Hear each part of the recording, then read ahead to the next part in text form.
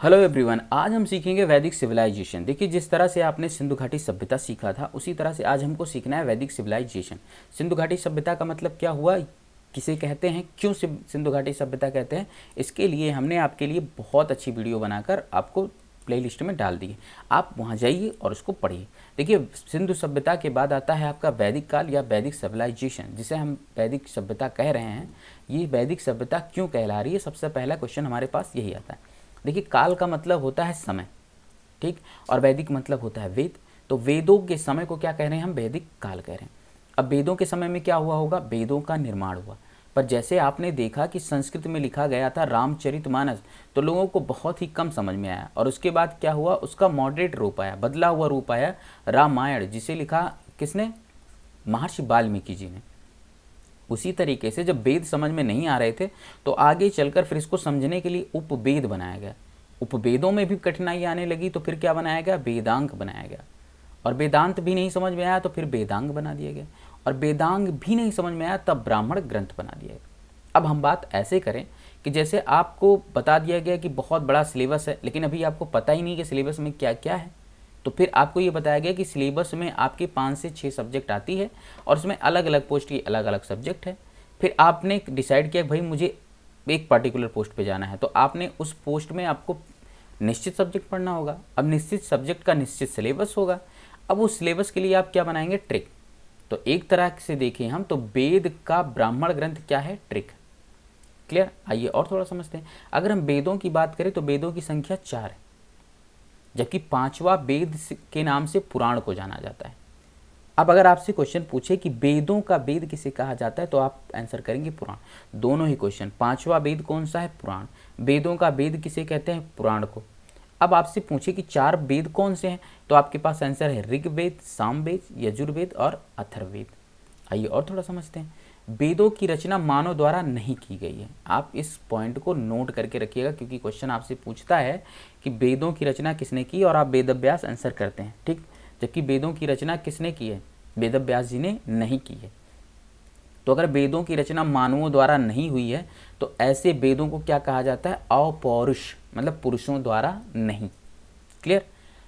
फिर क्या हुआ, वेदव्यास का नाम क्यों आता है, वेदव्यास जी ने इसका संकलन किया। संकलन का मतलब होता है इकट्ठा किया। तो वेदों के संकलन करता अगर आपसे क्वेश्चन पूछेगा तो आप आंसर करेंगे कृष्णद्वैपायन वेदव्यास। अगर आपके पेपर में 2 वेदव्यास दिया है, महर्षि वेदव्यास और कृष्णद्वैपायन वेदव्यास, तब आपको कृष्णद्वैपायन वेदव्यास आंसर करना है, क्योंकि महाभारत की रचना महर्षि वेदव्यास जी ने की है।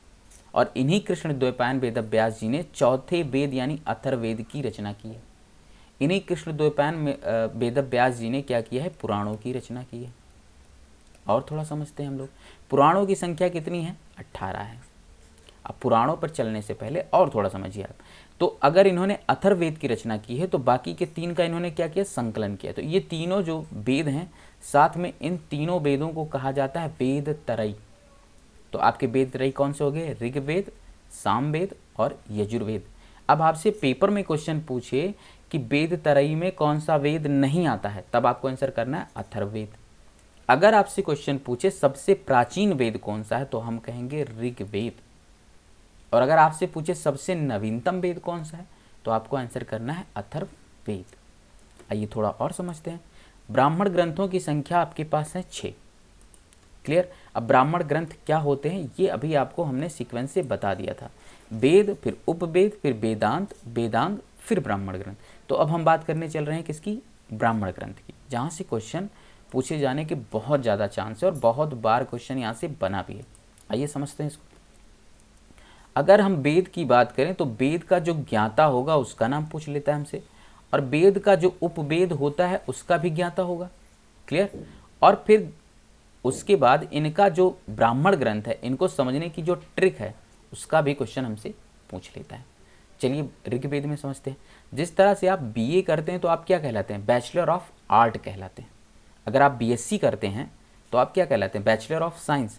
जबकि आप एमए करते हैं तो मास्टर ऑफ आर्ट कहलाते हैं। उसी तरह से अगर आप ऋग्वेद पढ़ लेते हैं, ज्ञाता हो जाते हैं, तो आप होत्र कहलाएंगे। लेकिन अगर आप आयुर्वेद पढ़ लेते हैं तो क्या कहलाएंगे, प्रजापति कहलाएंगे। ठीक। अब आपसे पूछे कि ऋग्वेद का ब्राह्मण ग्रंथ कौन है, तो है 2 एक, ऐत्रेय और कौस्तिकीय। और अगर हम इसका शॉर्ट देखें तो एक ए और के किसका, ऋग्वेद का एक ब्राह्मण ग्रंथ, जबकि 2 ब्राह्मण ग्रंथ आपको दिख रहा होगा। आइए और समझते हैं।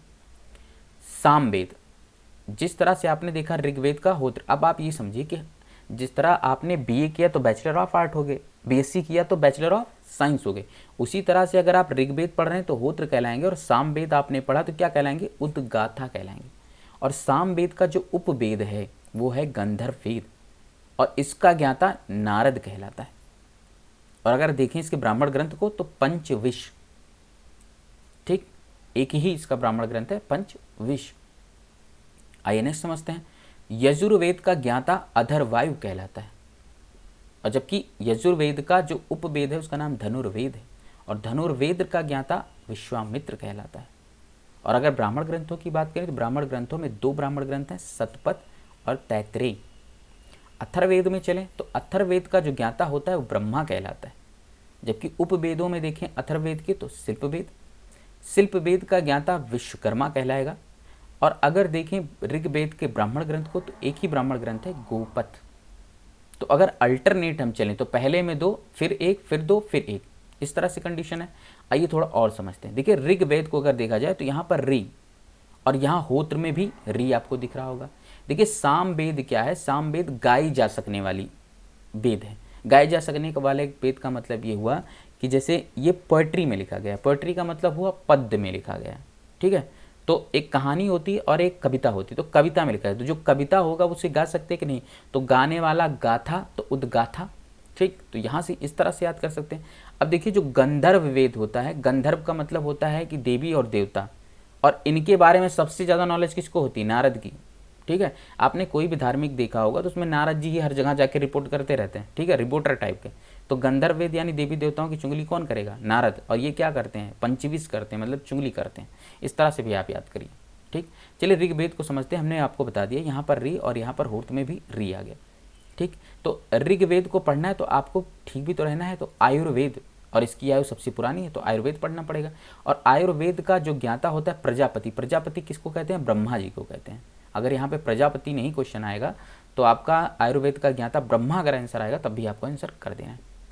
तो ऋग्वेद आपको पढ़ना है तो आयुर्वेद भी पढ़ना पड़ेगा, और आयुर्वेद आपने पढ़ लिया तो आपको 2 ग्रंथ और पढ़ने पड़ेंगे ब्राह्मण ग्रंथ में, जिसमें ऐत्रेय और कौस्तिकी, और इसको हमने कर दिया 1। तो ऋग्वेद में ब्राह्मण कितने हैं, 1, इस तरह से याद रखिए। और सामवेद में ब्राह्मण कितने हैं, 5। यजुर्वेद में ब्राह्मण कितने हैं, 7, ठीक। और अर्थवेद में कितने हैं, गोपथ वाले, या अर्थवेद में कोई नहीं है, इस तरह से गो यानी सब चले गए हैं। इस तरह से भी हमको थोड़ा आइडिया बना के याद करना पड़ेगा। चलिए और थोड़ा समझते हैं इसको। देखिए ऋग्वेद होत्र, आयुर्वेद में प्रजापति ब्रह्मा, और यहाँ पर 2 ब्राह्मण ग्रंथ आपके ऐत्रेय और कौस्तिकी। सामवेद में आए तो उद्गाथा इसको कहते हैं, और इसका जो वेद है गंधर्व वेद, जिसमें हमने कह दिया भाई नारद जी क्या करते हैं, चुगली करते रहते हैं 5 बार। अब आइए यजुर्वेद में देखिए यहाँ पर यजुर्वेद में जा पर आपका छोटा ऊ का मात्रा, तो अधरवायु में भी क्या है आपका मात्रा है नीचे, है ना। तो इस तरह से यजुर्वेद अथर्ववायु, यजुर्वेद अथर्ववायु। और आगे और समझिए जो इसका उपवेद है इसमें भी मात्रा दिख रहा है, धनुर्वेद, ठीक। और इसमें देखिए धनुर्विद्या किसको आती थी, विश्वामित्र जी को, ठीक। तो विश्वामित्र जी ही सिखाते थे धनुर्विद्या, और कैसे सिखाते थे, शत शुद्ध सिखाते थे। तो शत का मतलब ये आप समझ लिए 100 बार, तो यजुर्वेद कितनी बार पढ़ना है, 100 बार या 7 बार, आप जो भी समझिए। तो शाह से शतपथ, ता से तैत्रेय। आइए अथर्ववेद में चलते हैं। अथर्ववेद का ज्ञाता ब्रह्मा, ठीक है। मतलब आज के टाइम में अगर कहिए तो आपने सुना होगा एक लाइन, अहम ब्रह्म अस्मि। तो वो ब्रह्म क्यों कहता है, क्योंकि लास्ट का जो वेद बना है वो मानव द्वारा बनाया गया है। तो मानव क्या कहता है अपने आप को, ब्रह्मा। तो लास्ट का वेद ब्रह्मा ज्ञाता हो गया। अच्छा शिल्प वेद, आपने जब कोई धार्मिक सीरियल देखा होगा तो उसमें जो शिल्पकार थे जिनको भगवान आर्डर देते थे जाइए आप घर बना के, वो कौन हुआ करते थे, विश्वकर्मा। तो शिल्प करते थे कौन से, विश्वकर्मा। और कौन कहते थे, ब्रह्मा जी उनको कहने को कहते थे गो, कहाँ पर, पथ पर जाओ और क्या करो आप, शिल्प वेद बनाओ। तो इस तरह से अगर आप धीरे धीरे इनको समझेंगे तो बहुत अच्छे से आप याद कर सकते हैं। चलिए फिर से हम लोग आगे इसमें मिलेंगे, तब तक आप इतना याद करिए और रिवीजन करिए। Thank you very much.